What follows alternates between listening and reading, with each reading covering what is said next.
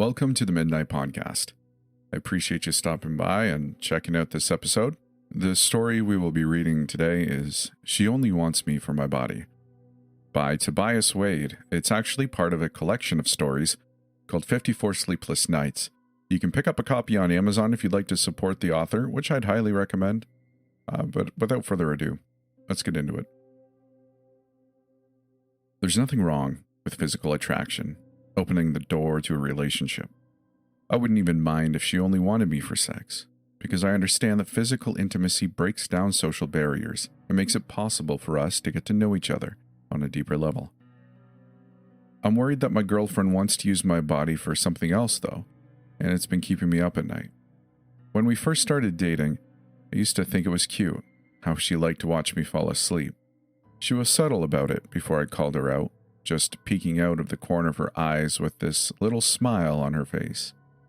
She was really embarrassed when I first asked her about it. She pretended not to know what I was talking about, getting all flushed and flustered, trying to come up with an excuse for what she was really looking at. Eventually, she admitted that she always had trouble falling asleep though, and that watching me breathe was relaxing and soporific for her.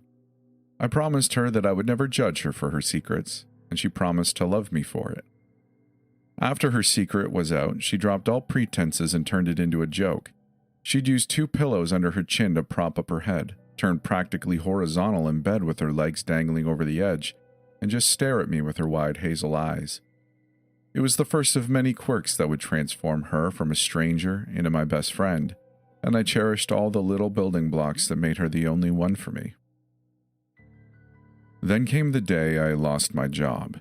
It was honestly my own fault for a string of stupid mistakes, an order sent to the wrong person, losing a check I was supposed to cash, mixing up my schedule and showing up late. I tried to tell my boss that I'd just been fatigued and not thinking clearly, but I was ashamed about my blatant screw-ups and couldn't muster much of a defense. Part of me was even relieved because it meant I'd finally have a chance to rest and recover from whatever was making me so tired. Adding insult to injury though, I had even more trouble settling down at night because I kept worrying about money whenever I closed my eyes. I didn't want my girlfriend to worry too, so I told her everything was fine. I couldn't fall asleep the first night after I was fired, but I closed my eyes and pretended, making sure to breathe slow and even to help her fall asleep beside me. After a while of faking it, I heard her rustle around and get out of bed. I peeked out of the corner of my eye to see her open the bottom drawer of her nightstand. I closed my eyes again and focused on breathing before she caught me awake. The last thing I wanted after a hard day was a midnight conversation about the future. A few moments later, and I felt her climb back into bed. Pretty soon I started feeling this brushing, tickling feeling on my ear. My first instinct was that she suspected I was awake and was trying to test me. So I concentrated really hard on laying still and breathing slow. The tickling intensified to a persistent itch though, growing more and more powerful and intrusive as it moved deeper into my ear. I jerked upright when I couldn't take it anymore and swatted at the itch, expecting my fingers to close around a feather or whatever she was harassing me with. I didn't predict the hard mass of squirming legs like a centipede. I let go out of a dumbfounded shock. That was a mistake. It reacted to my touch by burrowing deeper into my ear.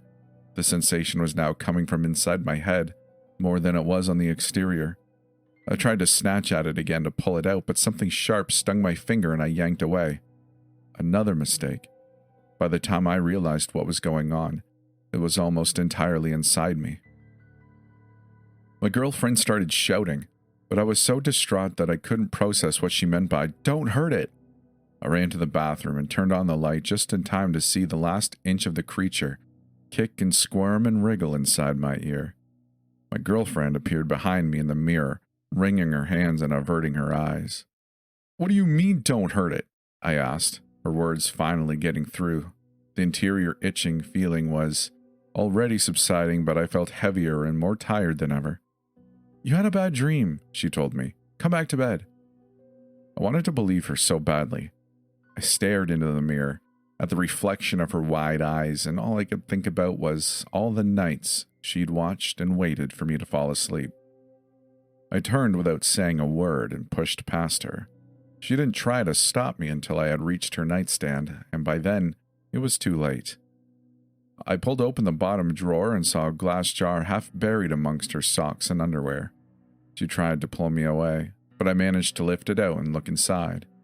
At all the squirmy, crawling, bug-like creatures crawling around inside. At the 2 empty glass jars beside it, I sat and stared while my girlfriend's words washed over me. The lapping of cold water I was too numb to feel. They aren't so bad. I've got them in me too. They need to be somewhere warm and safe. And you promised not to judge me. Why won't you look at me? They won't forgive you if you try to leave.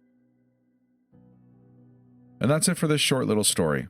I really hope you enjoyed it. If you did, and you're on YouTube, consider liking the video and subscribing. I'd love to hear from you and your thoughts on this whole series. If you'd like to support the channel financially and get access to a little podcast and audio book that's ongoing, and early access, well, there's links in the description, or you can head to storiesaftermidnight.com, where you'll find a link to that. If you'd like to also join our Discord, you can. It's pretty chill, won't bother you too much, but we'd love to have you over there and chat with you. So I appreciate you stopping by and checking out this episode. With all that said, thank you for being here. We'll see you in the next one.